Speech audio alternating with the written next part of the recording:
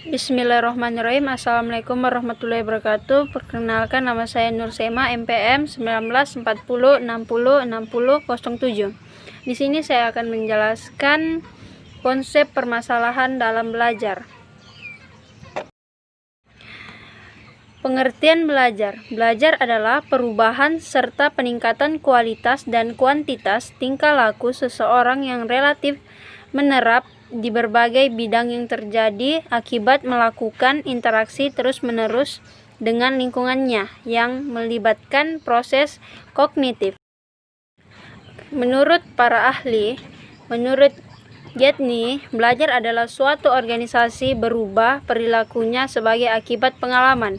Adapun menurut Prayitno, mengemukakan bahwa masalah adalah suatu yang tidak disukai adanya, menimbulkan kesulitan bagi diri sendiri dan atau orang lain, ingin atau perlu dihilangkan. Definisi permasalahan dalam belajar secara umum, masalah belajar adalah suatu kondisi tertentu yang dialami oleh siswa dan menghambat kelancaran proses yang dilakukan individu untuk memperoleh suatu perubahan tingkah laku yang baru secara keseluruhan. Jenis-jenis masalah belajar. Siswa tidak mampu mencapai tujuan belajar atau hasil belajar tidak sesuai dengan pencapaian teman-teman seusianya yang ada di dalam kelas yang sama. Di sini seperti seorang siswa yang sudah betul-betul belajar dan ia sudah setengah mati belajar dan hasilnya tidak sesuai dengan harapan. Ini bisa membuat seorang siswa itu malas dalam belajar. Selanjutnya, siswa yang mengalami keterlambatan akademik.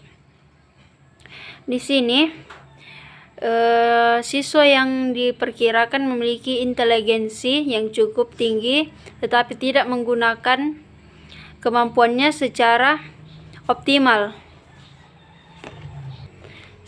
Selanjutnya yaitu siswa secara nyata tidak mencapai kemampuannya sendiri atau tingkat IQ yang di atas rata-rata.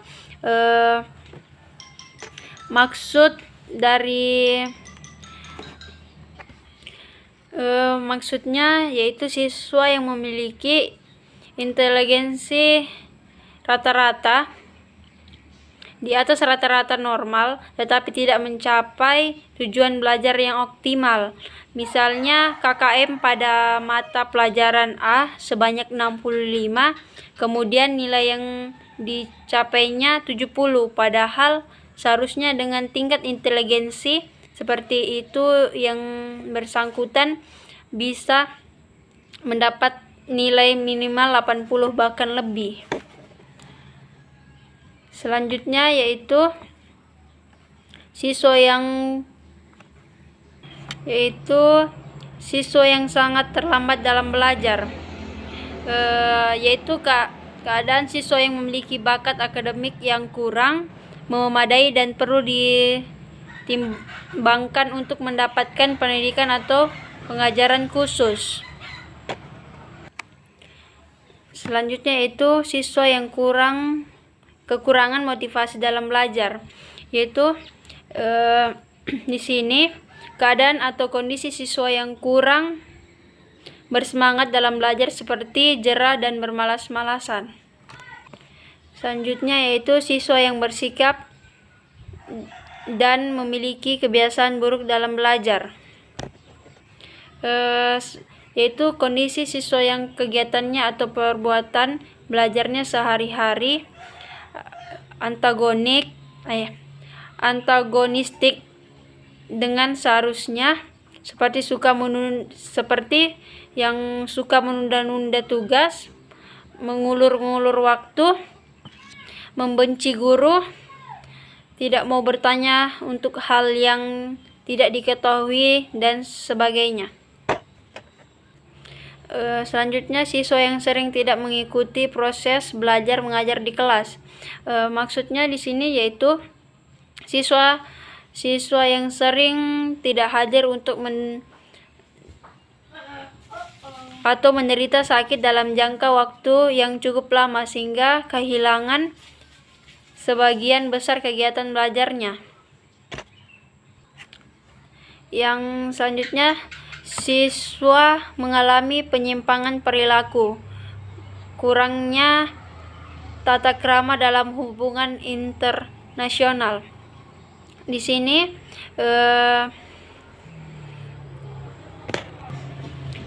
maksudnya itu pergaulan antara teman sepermain yang tidak seumur dan tidak mengenyam bangku pendidikan menyebabkan si anak atau siswa terpengaruh dengan pola perilaku dan pergaulan yang serampangan, seperti berbicara dengan nada yang tinggi dengan orang yang lebih tua, sering membuat kegaduhan atau keributan di dalam masyarakat.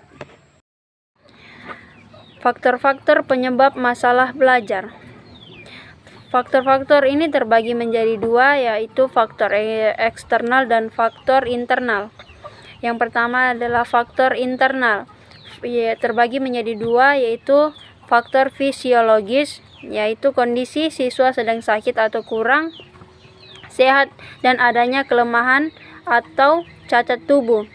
Yang kedua, faktor psikologis, tingkat inteligensi yang rendah, bakat terhadap mata pelajaran yang rendah, minat belajar dan motivasi kurang. Selanjutnya itu faktor eksternal, terbagi menjadi dua, yaitu faktor nasional, yaitu peralatan belajar atau media belajar kurang baik atau bahkan kurang lengkap. Kondisi ruangan belajar begitu kurang layak atau menarik dan waktu pelaksanaan proses belajar yang kurang disiplin.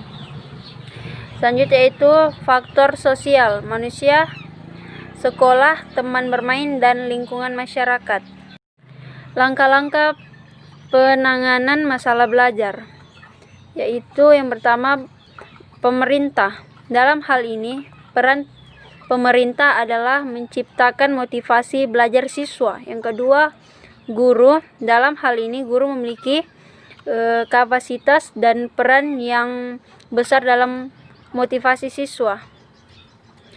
Yang ketiga, orang tua. Dalam hal ini, orang tua memiliki peran yang paling penting dalam memotivasi anaknya. Yang kelima, masyarakat. Dalam hal ini, perannya dalam menciptakan lingkungan yang kondusif, aman, nyaman, dan tentram.